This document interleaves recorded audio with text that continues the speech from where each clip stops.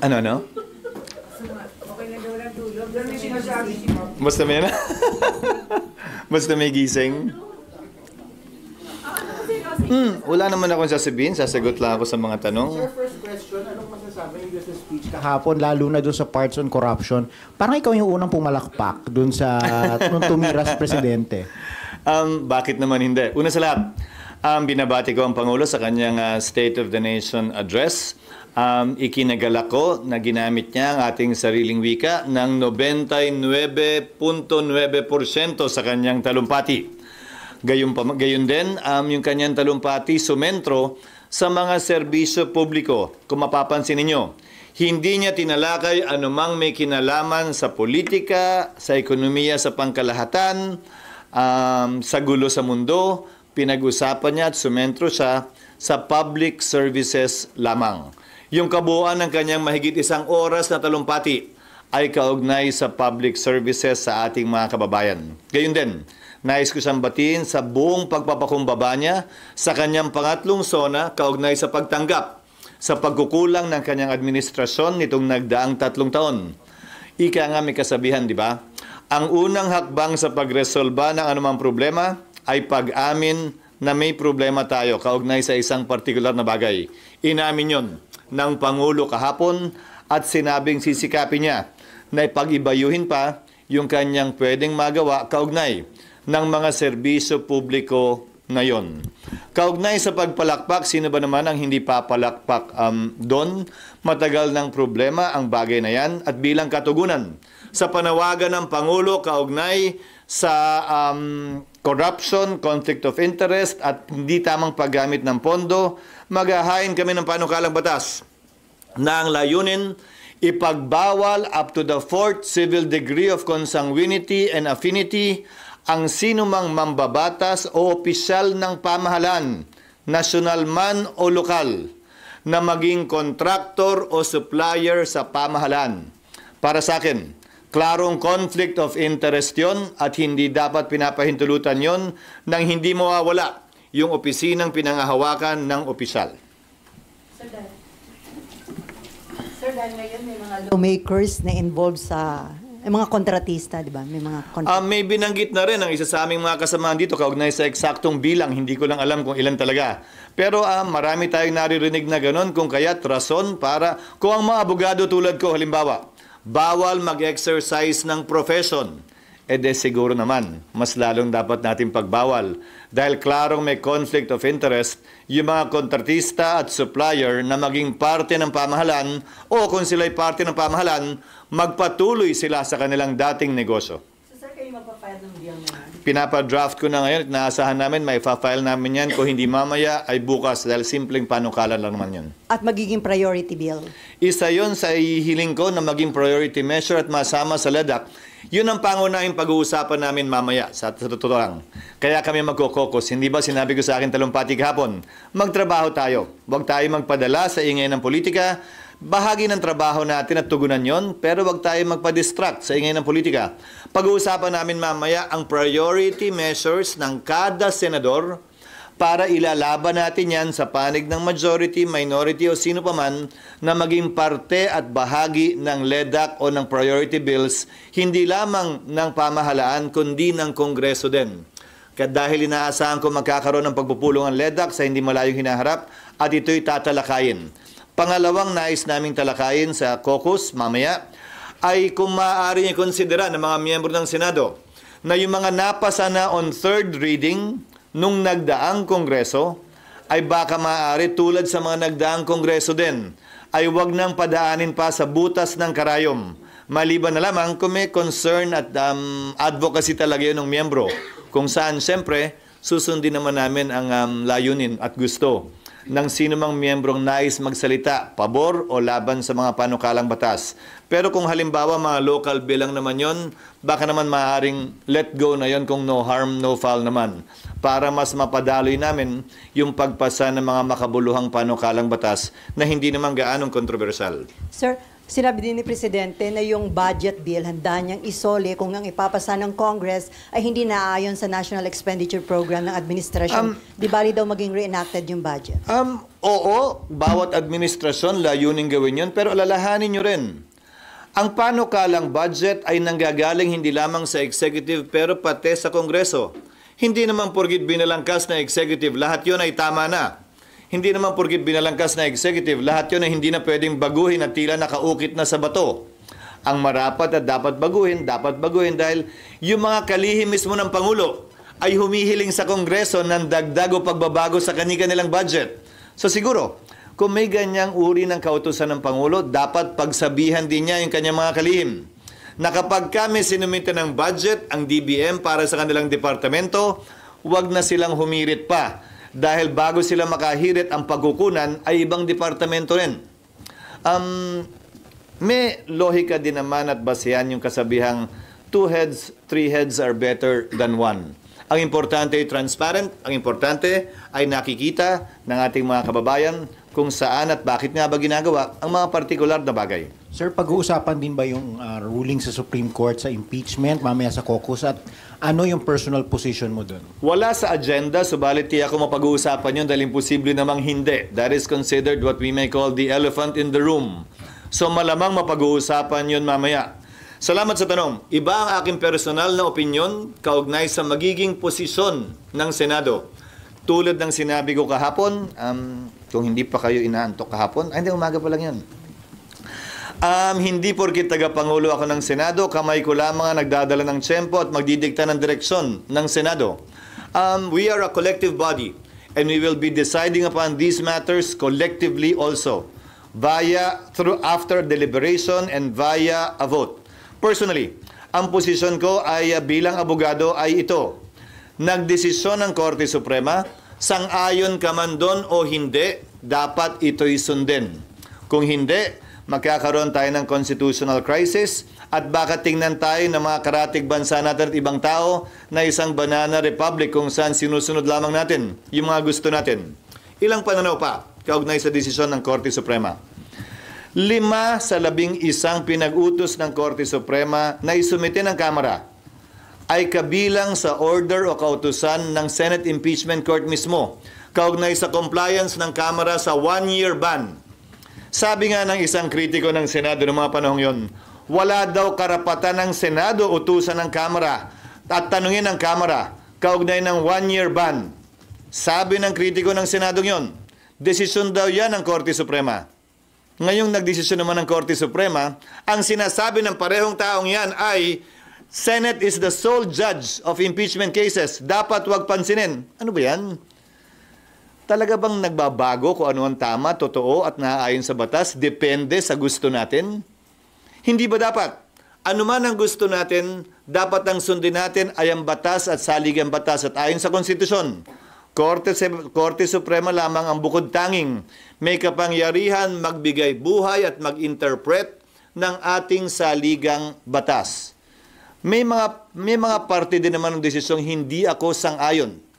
Pero kung babasahin natin ang lubusan, kabilang yung mga separate opinions, halimbawa, may mga concurring opinion doon na nagsabing hindi daw tatawid ang impeachment complaint sa susunod na Kongreso.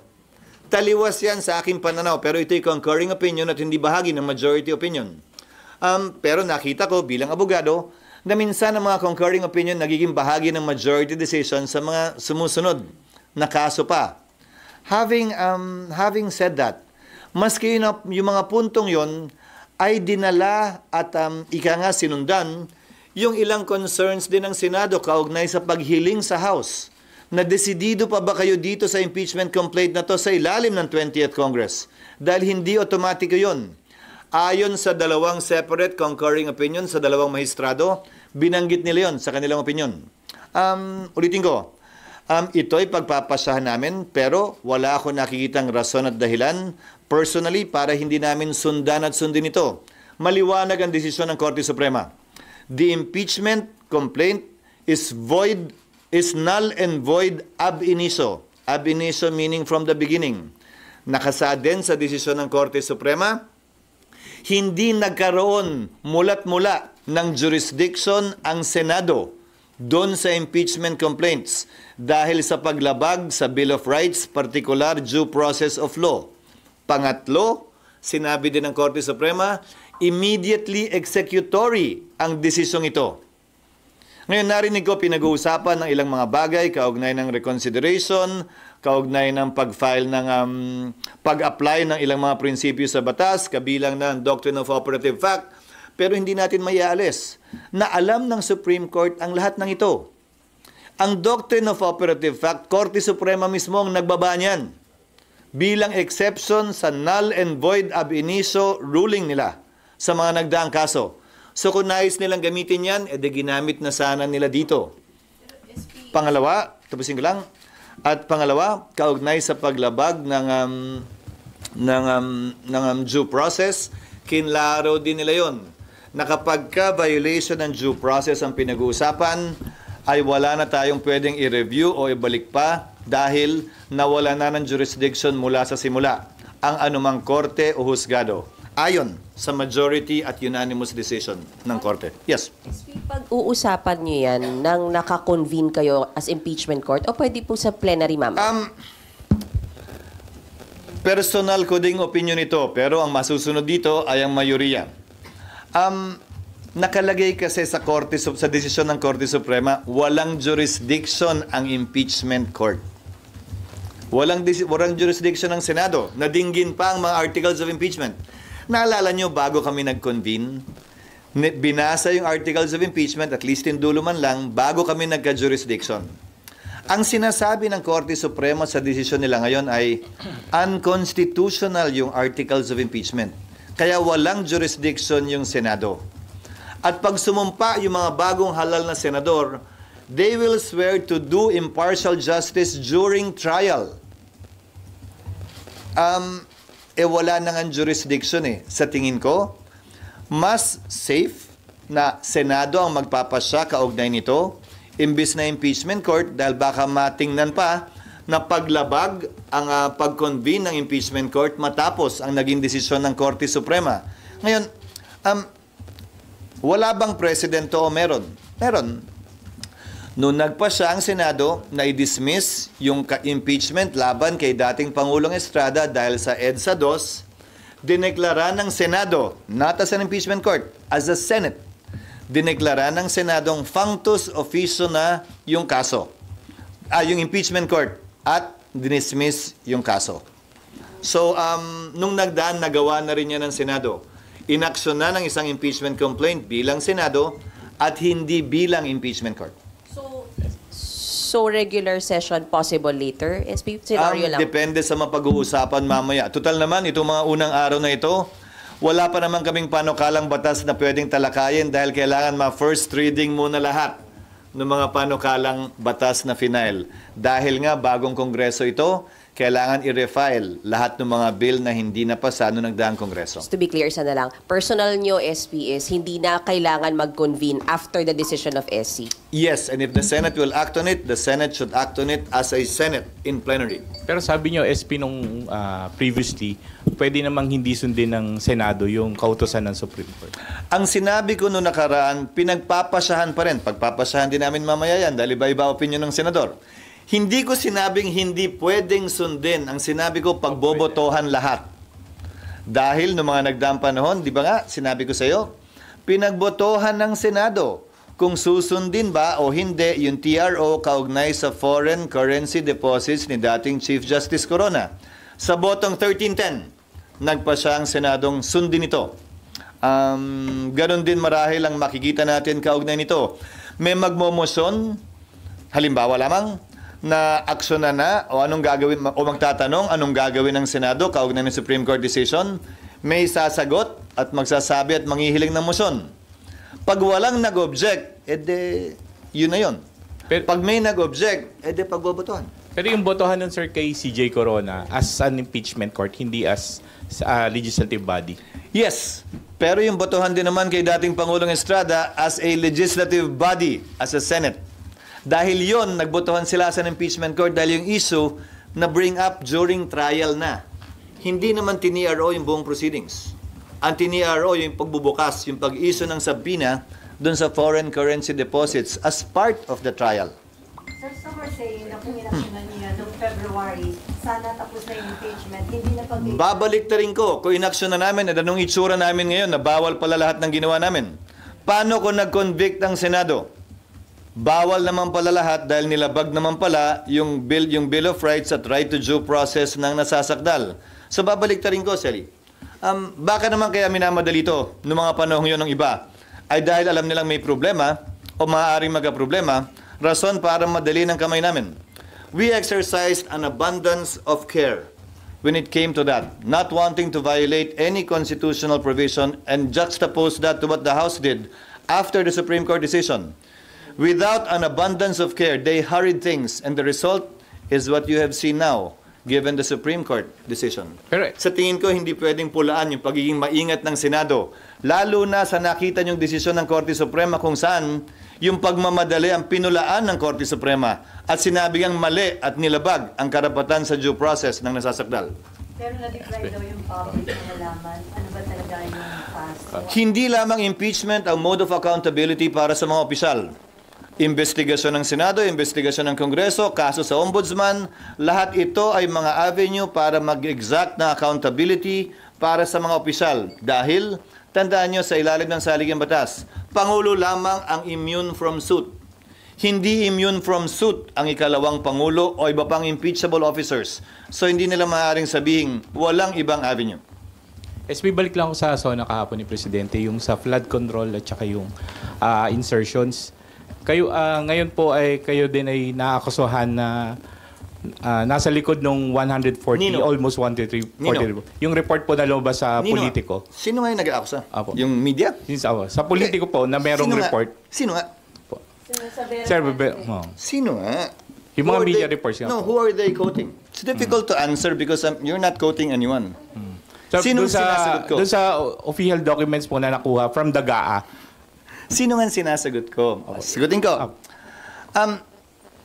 Sabi nila nung una, 9 billion daw yung sa Sorsogon, 12 billion daw yung sa Bulacan, sunod sinabi 142 billion, sunod binura nila yon, ginawang 150 billion. Alin ba talaga ang sasagutin ko ron? Pangalawa, nung una ang sinabi, ako lang, sunod sinama si Senator Villanueva, sunod buong Senado na raw yun. Bibigyan ko kayo ng kabuuang sagot. Ang kabuuang panukalang amendment kaugnay sa 2025 budget ay umaabot sa humigit kumulang 600 bilyon. Ang nilipat-lipat, tinanggal, dinagdag. So kung totoo man yung sinasabi nila na 150 billion ang binago ng Senado, nasaan yung 500 bilyon yung pagbabagong yon? Saan ang galing? At bakit nila pinagtutuunan ng pansin yung mas maliit, hindi yung mas malaki? Sunod, nabalita na sa akin yan. Nagagamitin laban sa akin yan kaugnay sa isang demolition job, kaugnay sa napipintong halala ng Senate President. Pero sinasagot pa rin kita ngayon, bagaman tapos na ang halalang yon. Kung iimbestigahan yan, dapat imbestigahan lamang, nagsalita na Executive Secretary. Imbestigahan daw hindi lamang yung sa panahon ni Pangulong Marcos, pero yung mga nagdaang administrasyon din. Dahil kung ano man ang kapalpakan, kaugnay ng flood control, hindi lamang itong taong to, kung hindi mga nagdaang taon. Dahil kung titingnan nyo yung panukalang budget, mas malaki pa nga yung budget sa nagdaang taon sa flood control kesa sa kasalukuyang taon. Sir, pero just to seek clarification, did you or did you not introduce No. 150 billion? No, of course not. dun sa kahit po sa Sorsogon? Sa Sorsogon, nag-ano? Kung meron din po kayong mga 9 billion? changes. No. May changes sa Sorsogon, yes, pero hindi 9 billion. Now, again, is the NEP perfect? Hindi naman din siguro. Ang importante, transparency kaugnay sa mga pagbabagong yon. Ngayon, kung pipintasan nila, ulitin ko bagaman alam kong demolition job ito mula sa ilang sektor na nais questionin yung aking pananatili bilang Senate President bago kami magbotohan. At bagaman tapos na,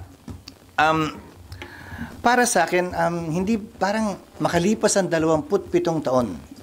Ngayon lamang yata ako maakusa ng isang bagay na ganyan. Ang masakit, dinamay pa si Senator Joel na kung maalala nyo, ay nung pumasok siya sa Kongreso, ay ang party list niya ay sibak.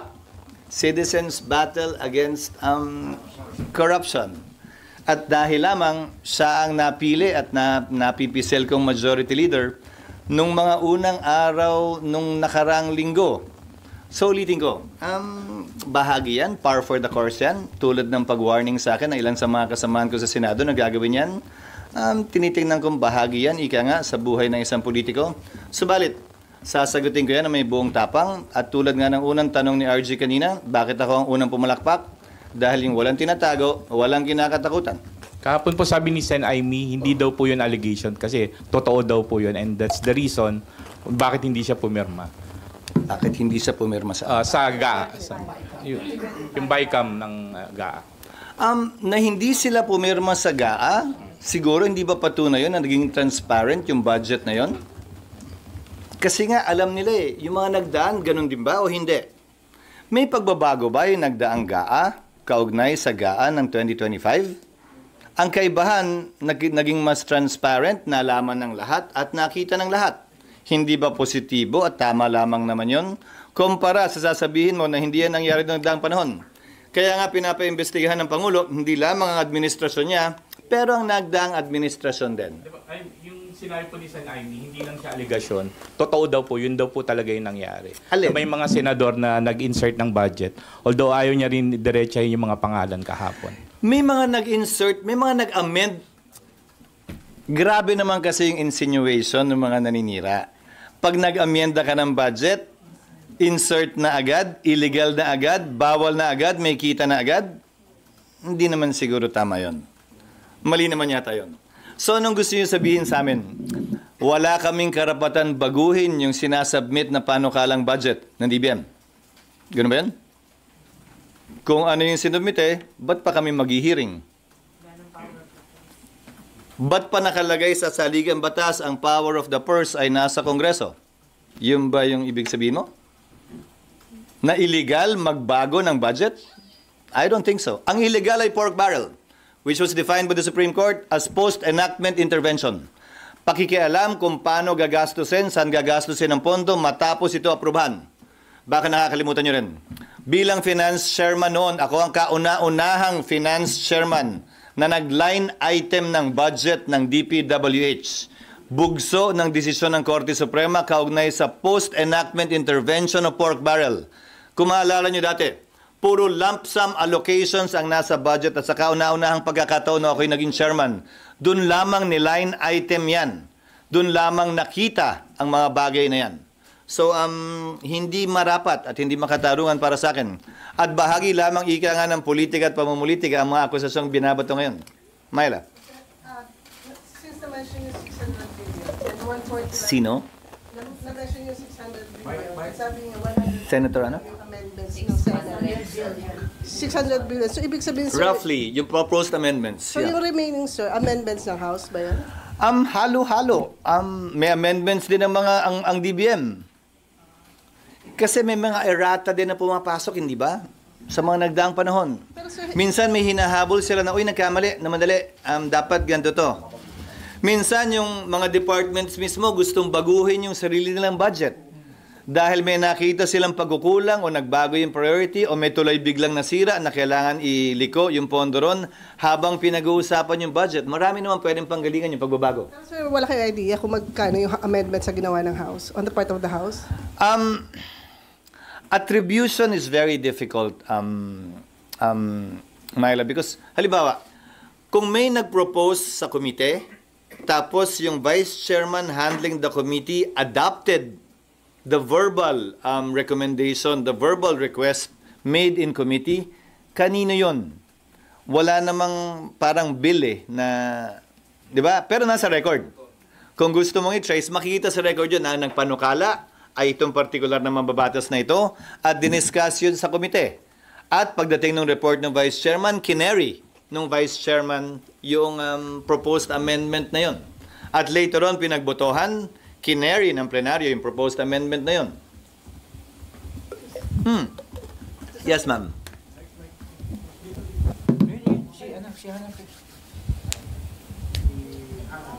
Sir, related din po sa budget insertions. Itatanong ko lang po, another Politico report also surfaced. Parang favorite niyo yun ngayon. It's a CCTV footage po showing na bumisita po kayo sa Batasang Pambansa toward the office of House Speaker Martin Romualdez. Sa kasagsagan daw po ito nung usapan sa national budget. May we know, sir, kung ano po yung purpose nung... Malamang galing din sa kanila yan dahil ang paninira na-trace naming paninira laban sa amin ay nanggagaling din sa Kamara. Hindi nga lang siguro 2 beses ako bumisita pero hindi sa tanggapan ni Speaker Romualdez. Sa tanggapan kung saan, sa opisina kung saan isinasagawa ang BICAM na pinag-usapan din naman nung nag-bicameral conference committee meeting kami para tiyakin na ayos yung trabaho ng staff, para tiyakin na nagpapatuloy ng walang problema. Again, these are insinuations that you are merely carrying coming from those who want to politicize that particular instance. Pag hindi naman namin ginawa yung trabaho namin, edi issue din. But what are they insinuating? Tapos, sir, follow-up I'm lang asking, what are you insinuating? What are they insinuating na nagpunta ron? So, bawal na rin magpunta at gawin ng trabaho bilang BICAM member? Bawal bilang Senate President tingnan kung ayos yung staff na gumagawa ng BICAM? May insinuation agad na mali? Hindi naman siguro tama yun. That you made sure though, that you made sure na yung mga changes as you proposed, mapapasok sa DAA. Again, that is an allegation. That is an allegation wrought with malice. At ulitin ko, sino yung nagsabi? Kayo naman, panayang pasagot nyo sa akin sa mga anonymous report na naman. Report nino. Saan niya kinuha yung report? At sino nagsabi? No, answer me. Sino? No. Sino nga yung kino-quote ng report? Hindi naman pwedeng wala, di ba? Again, this is clearly a PR job. Although it is, and I know it is, sasagutin pa rin kita kasi wala naman akong tinatago eh. Yes, Sally. Sir, ano yung mga changes or reforms na implement ninyo pagdating sa approval ng budget para maiwasan itong mga ganitong controversies? At malabo ba yung gusto ni Presidente na halos wala na kayong baguhin doon sa budget? Hindi naman nga pwedeng walang baguhin. Again, Congress has the power of the purse. No NEP is perfect. But as long as it is based on discussions made openly with transparency and accountability, wala ako nakikitang problema. Again, gaya ng sinabi ko kanina, 2 heads are always better than 1. Hindi naman alam ng lahat ng executive department officials ang problema ng bansa.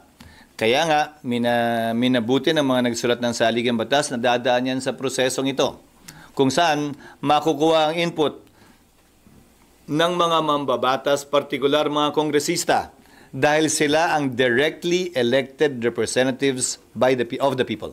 Pagdating sa BICAM, paano mas magiging transparent? Kasi doon lagi sinasabing nangyayari yung mga ganong hocus-pocus or mga insertions sa BICAM. Again, when I was the Finance Committee Chair, binuksan namin yung BICAM.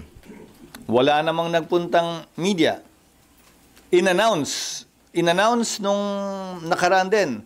Ang nangyayari kasi sa BICAM, more often than not, is just the secretarial staff that's meeting.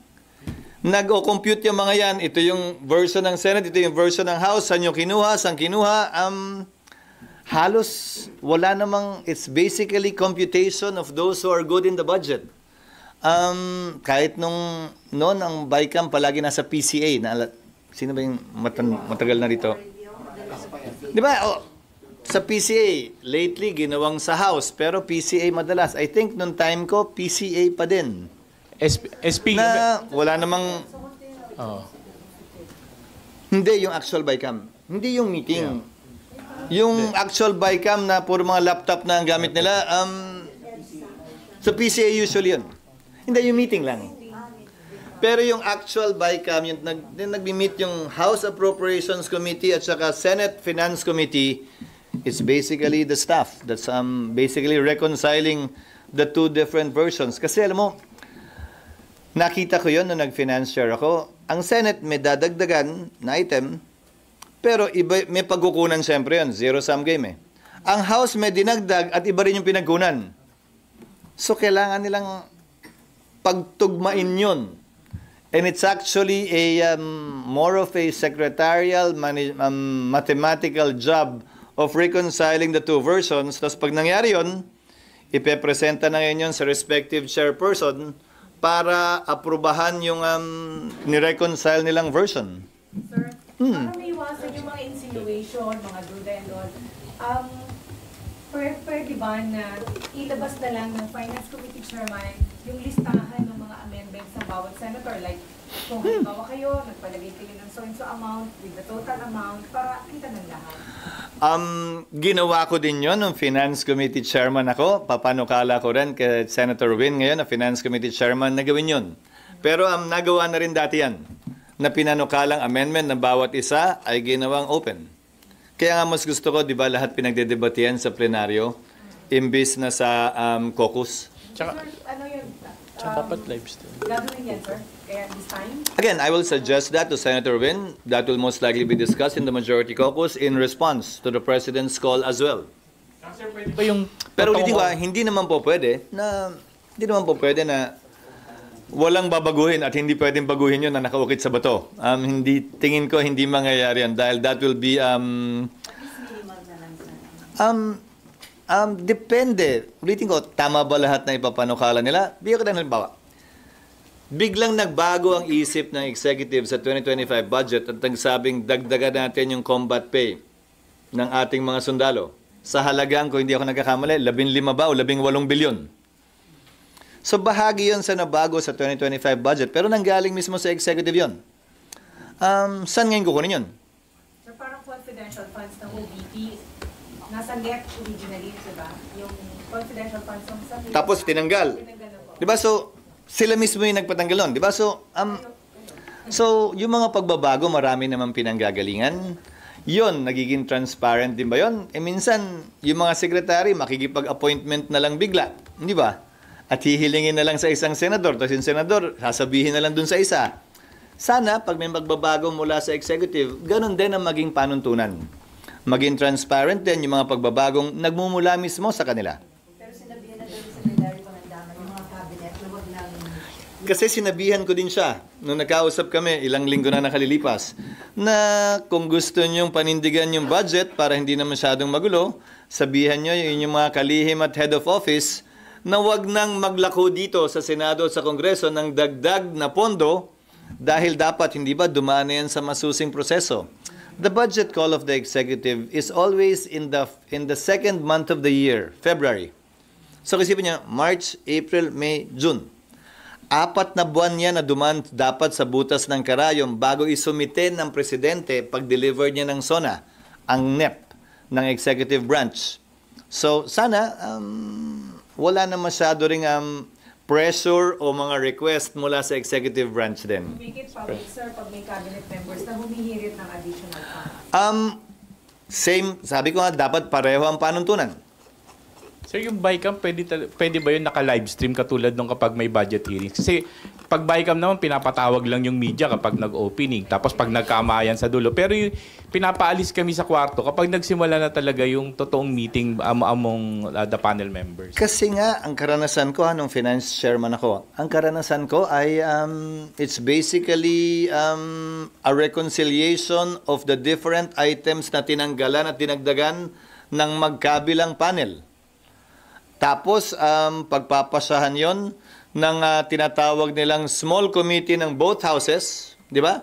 So, kung may gagawin transparent, dapat gawin transparent yung pagpupulong na yon ng mini o ng big BICAM. Pero yung actual act of reconciling, yun ang mas matagal eh. Siguro mga 2 linggo yun eh. Nahahanapin nila saan kinuha ng house to, saan binawas to, kukumpara mo sa NEP, kukumpara mo sa GAB. That is the more tedious job being done by the Secretariat na mabigat actually pagdating sa BICAM. Sir, na-mention nyo si Senator Win na magiging Committee on Finance. So, obviously, may mga distribution na ng committee chairmanship. Formality na lang yung sa plenary. So, pwede namang malaman sino yung hahawak ng mga major committees? Nabasa na kahapon si Senator Joel Villanueva, ibang komite, antabayanan na lamang natin ang pagbabasa din sa plenaryo. Again, hindi naman namin tinatago o matatago ito eh. Kaya lang, ayoko ring pangunahan yung aktual na pagbasa sa plenaryo. Gagawin namin yan ngayon at hanggang bukas siguro. Baka mag-extend pa hanggang sa darating na Lunes at Martes. But we expect to be able to organize the Senate by next week.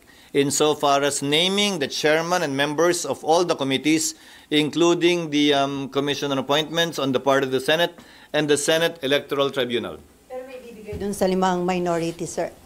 Minority senators. Yes, except for the minority leader, which by tradition does not have a committee because he's automatically a member of all committees. Ano po yung mga committee na i-offer sa minority? Again, ayokong pangunahan hanggat hindi nababasa sa plenaryo. Dahil babasahin din naman sa plenaryo yun. Even the committees to be given to the members of the minority will be decided upon by the plenary. Yung Blue Ribbon, sir, kay Marcoleta nga, sir. Yun ang direksyon. Pero babasahin din yan siguro bukas o makalawa. Justice Committee, kanino, sir?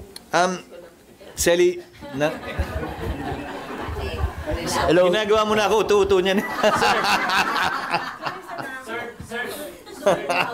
Sir, clarify lang. Ano? Ang ganda nito Sir, clarify lang. So, dun sa mga in-insert nyong under ng nandun ka pa? Isa lang, sir. Sa mga insertion ng budget, wala talaga kayong ibinulsa or meron? Wala.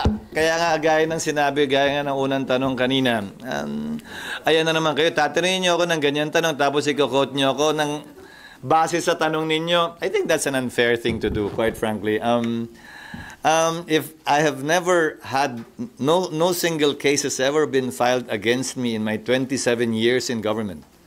Not only as a member of Congress, not only as a member of the Senate, but also even as a governor of our province where we implemented projects. Now, to answer your questions directly with respect to that, sorry huling nagbaha ng matindi sa lalawigan ng Sorsogon, sisang pa. Taong 1987. So, excuse me, nagbabaha man sa amin, nakita namin yung dahilan, masyado nang mababaw yung ilog, so dinredging namin, hindi flood control, at no expense to government, gamit lamang ang equipment ng probinsya, nawala din agad yung baha na naranasan namin kapag malakas ang buhos ng ulan nung nagdaang Oktubre. Sir, hindi nabanggit yung online gambling sa SONA ni President. Missed opportunity ba yun? Narinig ko yung komentaryo ng iba. Alam mo, sa dami ng mambabatas, may kanya-kanya tayong advocacy ang gusto nating mapakinggan sa SONA ng Presidente. Gusto ba natin 3 oras yung SONA ng Presidente? Ulitin ko, minabuti ng Pangulo na tutukan lamang yung social services. Yun ang tila-tila tema ng kanyang talumpati. Hindi ba? Siguro may ibang pagkakataon na pwedeng matalakay pa ng Pangulong yan. Pero hindi siya missed opportunity because every time the President has an interview, media can always ask him about his position on that. So, siguro minabuti lang niya na i-focus yung kanyang SONA dun sa mga bagay na yun. Imbis na sa banggitin pa, parang chapsuy, yung bagay na yun. Sir, isa pa sa ipopropose nyo sa LEDAC na maging priority bill, ang ng priority tungkol dun na sa online gambling? Pag-uusapan namin, hindi ako isa sa mga author nun, so dapat mga author ang magpanukala nun at pag-uusapan namin mamaya yun. But again, LEDAC is composed of both the House, the Senate, and the Executive. So, kung masasama man siya sa listahang ipaglalaban ng Senado, yon ay pagpapasyan nung 3 ahensyang yon, the Executive Branch, Congress, and the Senate. But if that is the decision of the Senate, yun ang isusulong ko namin na mga miyembro ng LEDAC doon sa mga priority measures. SP, doon lang po sa sagot niya kay Mayan. Kung binanggit niyo po na ang tagal na nung huling nagbaha sa Sorsogon, so doon po sa mga amendments, wala pong flood mitigation programs doon sa... Kung nandun ka pa, sige ha, hindi porkit Sorsogon, akin yon. Hindi porkit Bulacan kay Senator Villanueva yon. Hindi porkit tiga doon ng isang mambabatas, lahat na ng pondo ron ay sa kanya. Ulitin ko, sino bang nagsabi niyan? That is a mere insinuation. Again, bahagi ng PR job, PR campaign. So, hindi automatic yon. At huwag mong isipin o sabihin na automatic din yun. Dahil hindi ganun yun. So, sa Metro Manila ba, lahat ng proyekto sa Maynila, automatic? Sino mayari? Di ba pinapasira nga ni Isko yung mga pinapagawa na iba? So, sino mayari? Mayor, Governor, Congressman, o yung Senador ng taga Maynila? Hindi nyo naman pwedeng sabihin agad na porkit tiga doon, kanya na lahat, hindi naman niya tatama yun. That is why, especially in the case of Senator Villanueva, it's so unfair to say that, to allege or even insinuate na lahat yun ay kanya, hindi naman tama yun. That is an unfair accusation and an unfair insinuation to make. And sir, with due respect lang din po, yung pork barrel scam cases, it all stem from anonymous sources ng PDI. Ano? Hindi, sir, yung pork barrel scam cases also came from anonymous sources, reports, media reports, actually from expose ng PDI. Ikaw naman ang layo na lang nilukso mo. Yung pork barrel scam cases, sorry, may whistleblower. May witness yun at may nagsasalita at nag-aakusa. It first started as anonymous stories lang. Pinaglalaban pa talaga. Yes, what else? Pero sir, may info ka kung sino yung behind dun sa PR job against you? At the right time, when we have already sufficient sources, sufficient basis, we might name that person. Pero sa tagal ko kasi sa politika, parang kasama na lang yan eh. Pero sabi niyo, SP from Kamara. Ano? Galing Kamara, sabi niyo po kanina. Malamang. Congressman. Malamang, yun ang direksyong tinuturo ng mga sources namin. Are you considering legal action? I've never done that. In my 27 years in government, this is not the first time I'm being accused of something. And then sir, ano yung iba pang mga proposed bill na isusulong nyo para makatugon dun sa mga promises ni PBBM sa kanyang SONA kahapon? Aside dun sa I think that most should come from the administration. Actually, kung may isang inaantabayanan sana ako, ano yung mga panukalang batas na hihilingin niya? Isa lang ang narinig ko, kaugnay sa kapangyarihan ng NFA. Para magawa niya yung trabaho niya sa pagpapababa at pagtamang pagtsempo ng pag-import ng bigas para hindi maapektuhan yung ating mga magsasaka. Pero yun lang yung ano. Yun lang yung parang na-note ko na hiningi niyang legislation. Hindi naman namin trabaho na ipatupad yung iba dahil karamihan is only with respect to enforcement of the existing laws. So may patanong lang from Babylin. Pwede daw bang i-lifestyle check yung mga mababatas, lalo na yung mga miyembro daw ng BICAM sa National Bank? May ongoing na may batas na nagbibigay ng kapangyarihan sa pamahalaan na gawin yan, and I think everyone should be open to a lifestyle check when it comes to that. Whether may allegation ng ganyan o wala. Basta sigurado ako, wala akong bahay sa Forbes o sa Dasmariñas at wala rin akong Rolls-Royce o Ferrari. Kaya nga isa ako sa mga unang tumayo tulad ng pagsimula natin at pumalakpak nung may binanggit si Pangulo kaugnay sa corruption. Helicopter. Ha? Nasa kotse pa nga lang tayo. Wala pa tayo dun sa level na yun. Wala pa nga tayo dun eh. E de lalo na. So doon lang sa impeachment po. Yes, ma'am.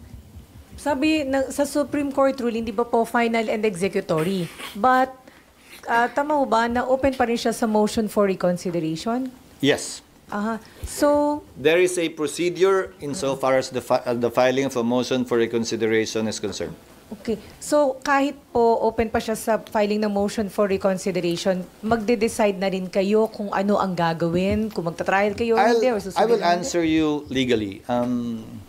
Yes, there is that procedure, but the Supreme Court knew that there is such a procedure. And yet they wrote immediately executory. So what does it No, meaning, so that will now be decided upon by the Senate, hopefully in plenary in the coming days. Pangalawa? Ano sabihin ko? Hindi nyo nahintayin. Hindi, pangalawa, unanimous in decision ng court. In my experience, at sa nakita kong mga pagpapasya ng Korte Suprema, hindi pa yata nangyari o nangyari man bibihira na nire-reverse ng Korte Suprema yung sarili niya sa isang unanimous na desisyon. Ngayon, kung divided court yan, let's say 15, no? 8-7. Isa lang ang bumaliktad, magbabago na yung desisyon. Ito ni isa, walang kumontra sa posisyon at desisyon ng mayoriya na isinulat ni Justice Leonen. So, i-consider yun, titimbangin yun ng mga miyembro ng Senado kaugnay ng pagpapasya namin kung maghihintay pa ba o hindi kaugnay ng dalawang bagay na yun. Again, that it's unanimous and it said it's immediately executory. Kasi sana kung hindi sana sinulat ng Korte Suprema yon, edi hintayin matapos yung procedure. Nilagay nila immediately executory. So, sir, how soon are you going to decide? I don't know. In the next couple of days, perhaps. Hindi na rin naman rason para patagalin pa yon. One way or the other, we have to decide on it. And we will decide on it through a vote. Ulitin ko ha, pag may nag-motion at walang nag-object, botohan pa rin yun ha. Pag may nag-motion at may nag-object, doon lang naman i-divide yung House. Pero, lahat ng pinagpapasyahan ng Senado ay sa pamamagitan ng botohan, kaya nga sa pamamagitan ng motion. Kahit yung pag-refer nga ng mga bill, motion eh. Sir, so mag-decide kayo SP sa plenary, meron o walang MR?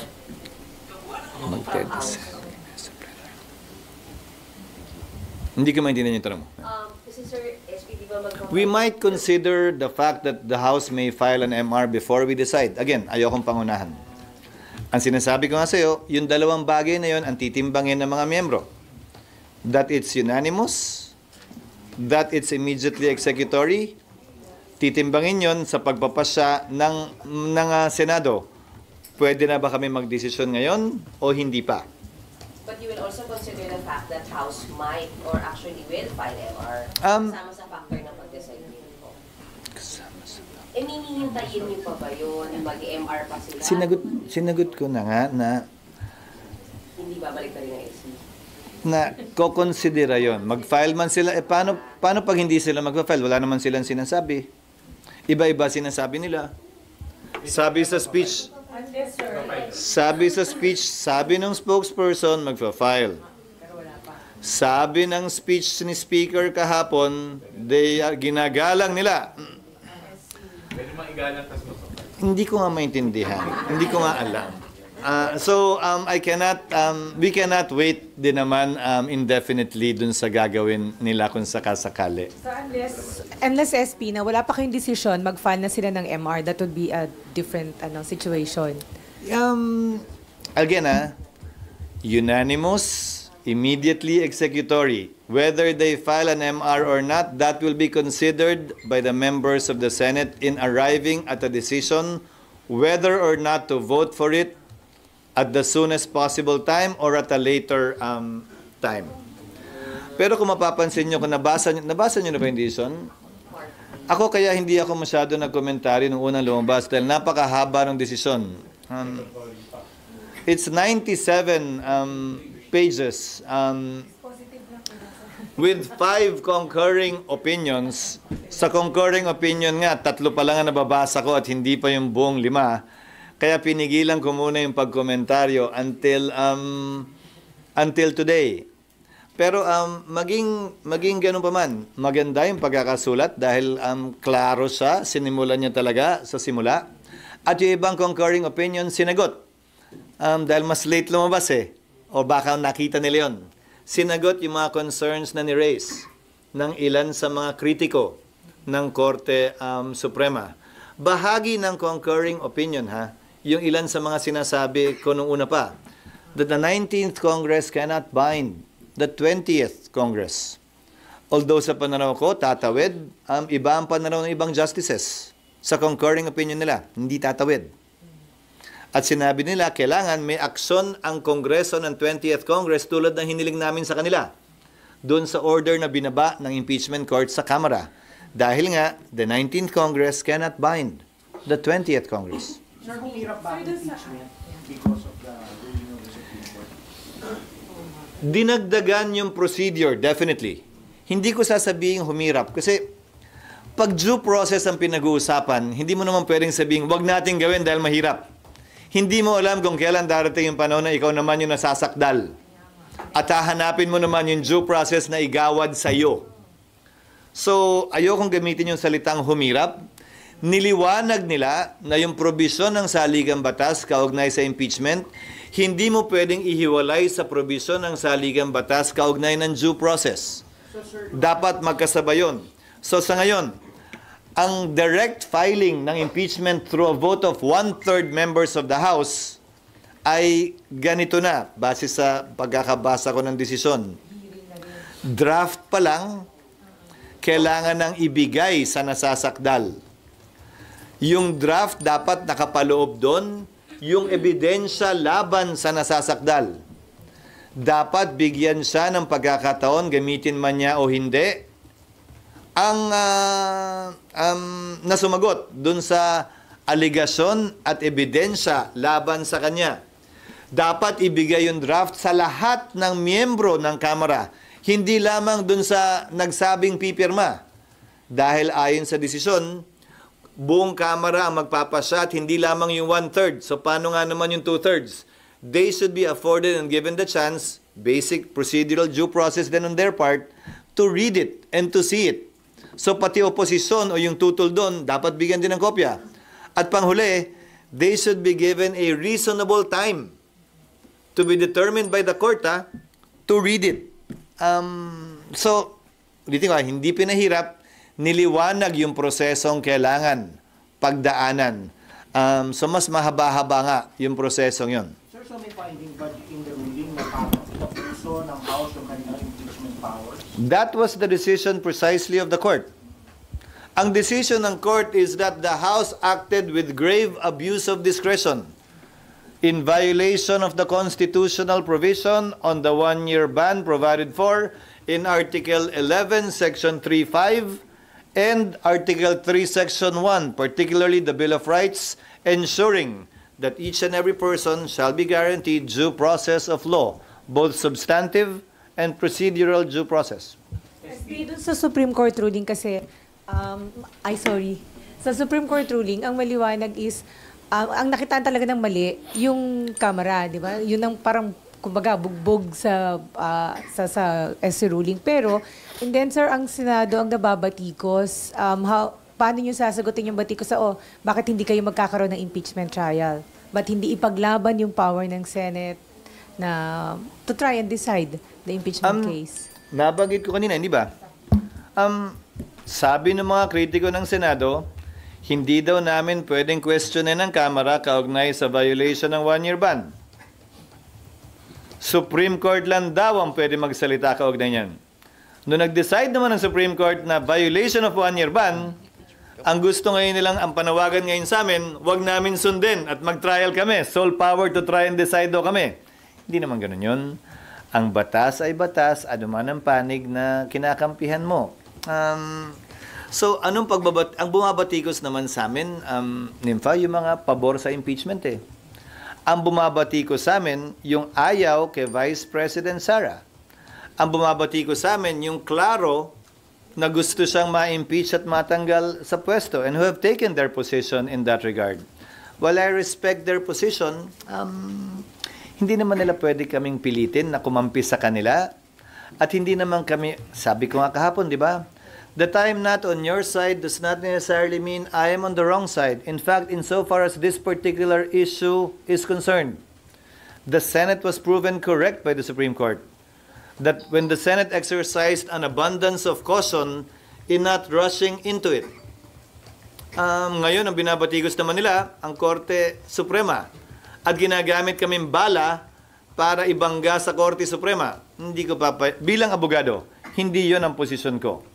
Because I'm still an officer of the court, although I am, as a lawyer, although I am not part of the judiciary. SP, yung latest ruling na to, did it abandon the Francisco? Ibig sabihin, regarding dun sa filing.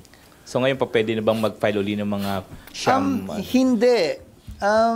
You can reconcile it with Francisco. In fact, if you read the 97-page decision, Justice Leonen quoted extensively from Francisco.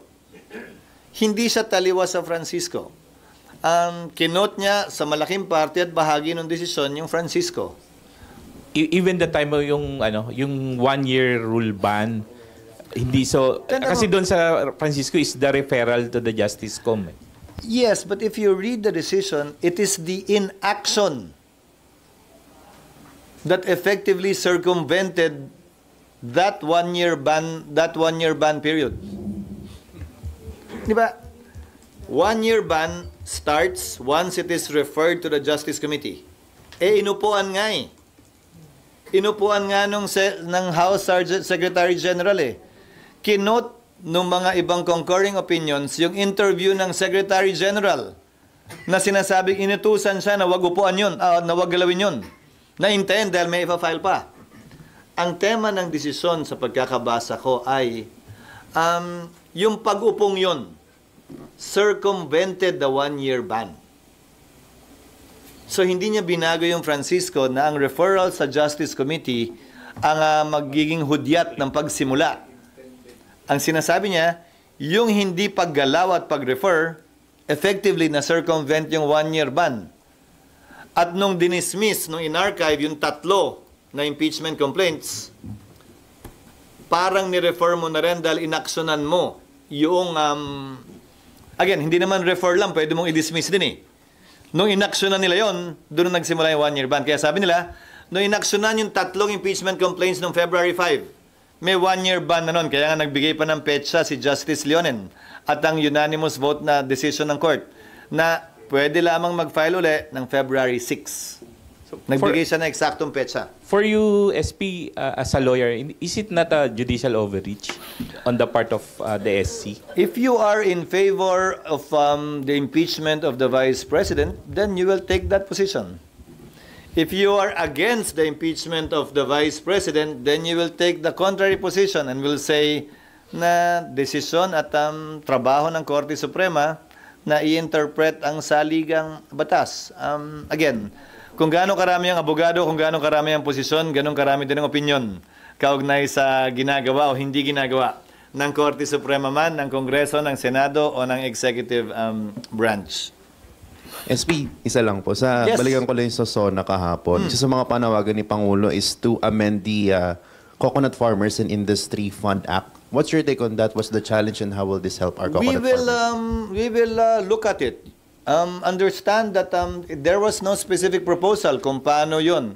Ang naalala kong pinasa namin, interest lamang nung Coco Levy funds na sinequester nung una na napunta, tinurnover sa gobyerno, ang pwedeng gastusin. Ang problema doon, kung tama din ang pagkakaalala ko, ang interest dun sa perang yun ay humigit kumulang 2 hanggang 4 na bilyon lamang kada taon. Bagaman ang pondo ay nasa 80 bilyon yata. So, hindi ko alam kung susuporta o hindi kami, depende siguro sa panukala. Bubuksan ba yun na pwede nang gamitin yung principal? Lalakihan ba yung pwedeng magamit at hindi naman uubusin yung principal? Didiktahan ba na mas malaki dapat yung placement ng principal para mas lumaki yung kita, para mas malaki ang maitulong sa ating coconut farmers? Malapit sa puso ko ito dahil isa sa mga pinakamalalaking coconut producing provinces ay nagmumula sa Bicol region. Sir, last question on Yes. my part. With the new minority bloc composed of veteran senator, ano yung expect nyo na magiging dynamics lalo na sa pagpapasa ng mga panukala? I look forward to working with them, as I said yesterday, and engaging them with respect to the laws that we will be passing, the issues that we will be confronting. Sa totoo lang, hindi ko tinatawaran ang kakayanan ng kada senador, veterano man siya o hindi. Ginagalang ko ang bawat isa, bago man siya o matagal na. Pantay lamang ang boto namin at tigi-tigisa. Pare-pareho kaming may access sa mikropono at may boses para magsalita. Bilang tagapangulo ng Senado, pantay kong itatrato titingnan ang kada miyembro, mayoriya man o minorya, matagal man o baguhan sa Senado. So inaasahan nyo magiging cooperative, not obstructionist, yung new minority? I will take Senator Soto at his word. Yun naman ang sinabi niya kahapon, that he will work with the majority, with his colleagues in the Senate. And I've seen Senator Soto in the various capacities he served in the Senate, either as Senate President, as a majority leader, as an ordinary member. Again, that's the advantage of being a veteran, I guess. Kaya mo na yun, alam mo na yun, hindi na kailangan i-memorize yan, ika nga. Thank you, sir. Thank you.